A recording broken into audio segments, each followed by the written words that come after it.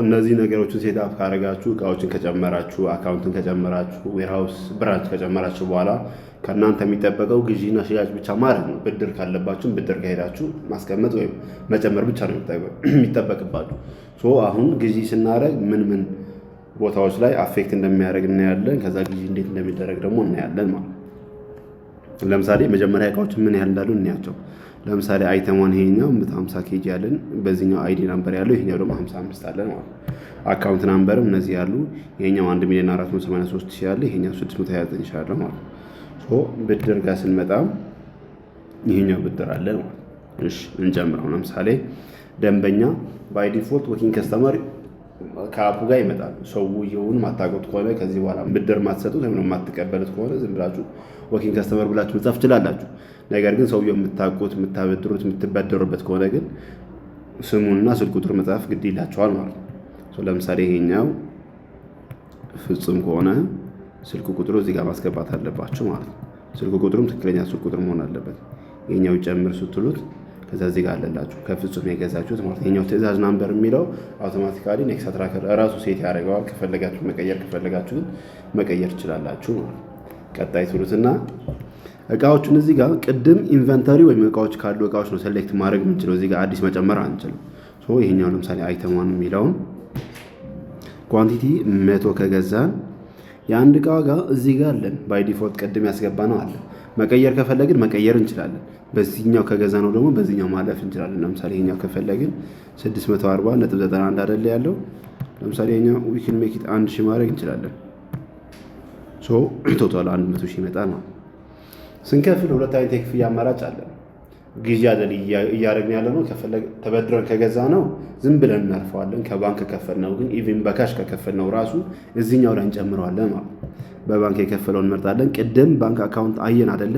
ከነሱ አንድ እንመርጣለን። በምንድን ነው የከፈልነው? በንግድ ባንክ፣ በአቢሲኒያ ወይም በካሽ በየትኛው አንዱ እንመርጣለን። ለምሳሌ ይሄኛው ከዚህኛው ለምሳሌ 50,000 ከከፈልነው ከዛኛው ደግሞ ለምሳሌ አምጥተን 20,000 ከከፈልነው ስንት ከፈል ማለት ነው? 70,000 30,000 እንደ ብድር ከወሰድነው አውቶማቲካሊ ሲስተሙ እንደ ብድር አድርጎ ይይዘዋል ማለት ነው። ከኛ ምንም ነገር አይጠበቅም። አያችሁት? እዚህ ጋር በባንክ የተከፈለ የሚለው 70,000 ጠቅላላ ወደ ብድር የሚጨምረው የሚለው 30,000 አለ ማለት ነው። ቀጣይ እንለዋለን። እዚህ ጋር ዲስክሪፕሽን መጨመር ከፈለጋችሁ እዚህ ጋር ዝም ብላችሁ መጨመር ትችላላችሁ። ጨርስ ስትሉት እዚህ ጋር ይጨርሳል ማለት ነው። ወደዚህኛው ግዢ ስትገቡት እዚህ ጋር ሙሉ ዲቴይል እዚህ ጋር ያሳያችኋል። ትዕዛዝ ቁጥሩ ከማን እቃ አቅራቢ እንደገዛ ነው፣ መቼ እንደገዛ ነው፣ ከዛ ጠቅላላ አማውንት ስንት እንደሆነ፣ በባንክ የከፈልነው ስንት ነው፣ የብድር መጠኑ ስንት ነው የሚለው እዚህ ጋር ታዩታላችሁ። ከዛ አይተሞችም እዚህ ጋር አሉ። አይተሙ ምን ያህል እንደሆነ፣ በምን ለአንድ ዋጋ በምን ዋጋ እንደገዛ ነው፣ ቶታል አይተሙ ስንት እንደሆነ፣ ከዛ ክፍያዎች ደግሞ እዚህ ጋር አሉ። ክፍያዎች ከዚህኛው ባንክ ምን ያህል እንደከፈል ነው፣ ከዚህኛውስ በብድር የተወሰደ የሚለውስ ኤቭሪቲንግ እዚህ ጋር ማየት ትችላላችሁ ማለት ነው። ስንወጣ ግዢ ብቻ ነው አይደል የጨመርነው። ለምሳሌ እቃዎች ጋር እንመጣለን።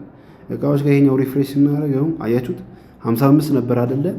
100 ስንገዛለት አውቶማቲካሊ 155 አደረገው እዚህኛው ላይ ማለት ነው። ለምሳሌ የተሸጡት እቃዎች ጋር እንመጣ። እዚህ ጋር ዝርዝር ያሳየናል። ለምሳሌ ከፍጹም የገዛ ነው አይደለ? ከሱ በፊት 55 ነበረ።